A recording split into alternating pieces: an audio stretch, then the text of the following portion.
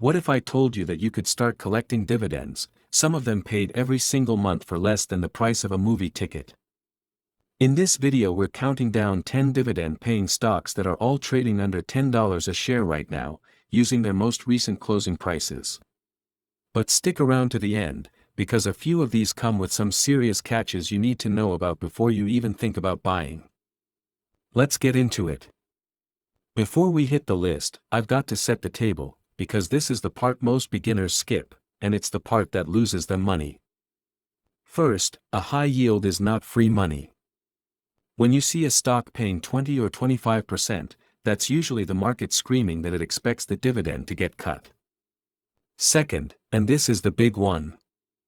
Most of these stocks have a giant yield because the price fell off a cliff. A lot of them are down 30 to 50% over the past year. The dividend didn't get bigger, the price got smaller. Third, under $10 does not mean cheap. A $2 stock can be wildly overpriced, and a $200 stock can be a bargain. And finally, you'll hear me say this again, none of this is financial advice. Always check the latest numbers and do your own research. Let's count them down, starting with the highest priced name and working our way to the cheapest. Kicking things off, and honestly the tamest name on this whole list, Gladstone Land, ticker LAND. At a recent close of $9.78, it yields about 5.7%, paid monthly. So what is it?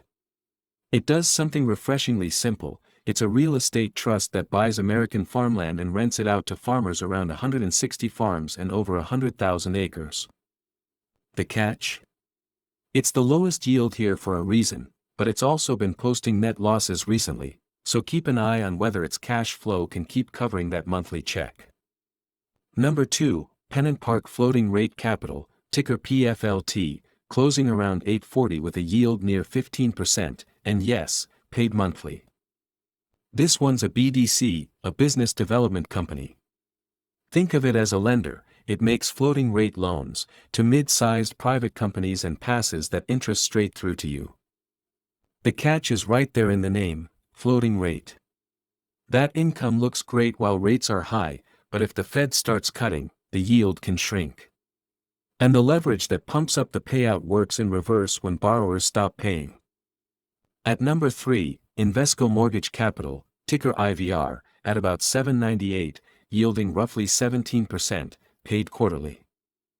This is a mortgage REIT. The model, borrow money cheaply, buy government-backed mortgage bonds, and pocket the difference. Clever, and it can work. But here's the catch, mortgage REITs absolutely live and die by interest rates. Both this company's book value and its dividend have been ground down over the years. This isn't a sleepy income stock, it's a bet on the bond market. Number 4 is a close cousin Orchid Island Capital, ticker ORC, at $7.02, yielding around 17%. But this one pays monthly, which income investors love. Same idea, it owns residential mortgage-backed securities. The catch? It just posted a net loss and a shrinking book value in its latest quarter. The dividend has been cut before, and the company keeps issuing new shares which can quietly dilute what you own. Halfway home. And finally, something you've actually eaten. Flowers Foods, ticker FLO, at about $7 even, yielding around 14%, paid quarterly. This is the only true operating business on the list. They're the baker behind Nature's Own, Dave's Killer Bread, Wonder Bread, and Tasty Cake. Here's the catch, the stock has roughly halved in the past year. That's exactly why the yield ballooned. And their own 2026 earnings guidance barely covers the dividend they're paying. When a payout is that tight, a cut is a real possibility. Now we cross into higher risk territory.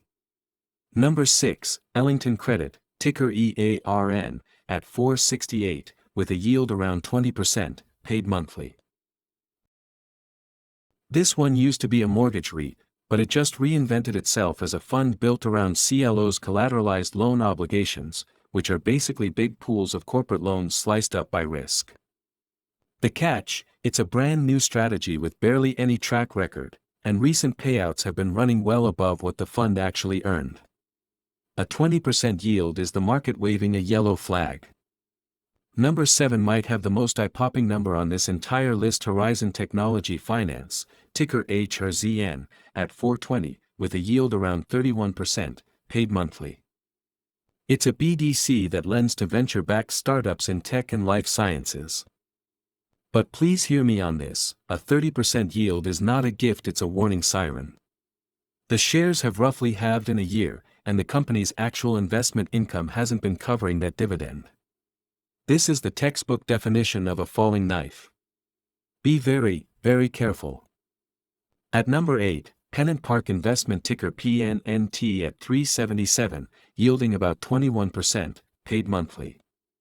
It's the sister fund to PFLT from earlier, lending to mid-market companies. The catch is a double whammy: it's already trimmed its base dividend, the stock is down around 45% in a year, and roughly half of that headline yield depends on a supplemental dividend, exactly the kind of payout that can disappear without warning. Number 9 is a name a lot of income investors know: Prospect Capital, ticker PSEC, at just $2.20, yielding around 24%, paid monthly. It's one of the biggest BDCs out there. But it's also become a poster child for the yield trap. It has a long history of cutting its dividend, and it just cut the monthly payout again while its trailing earnings have actually gone negative. A massive yield on a stock in a long downtrend is rarely the bargain it looks like. And rounding out the list at number 10, the cheapest, and frankly the riskiest, Oxford Square Capital, ticker OXSQ, at about $1.50, yielding roughly 21%, paid monthly.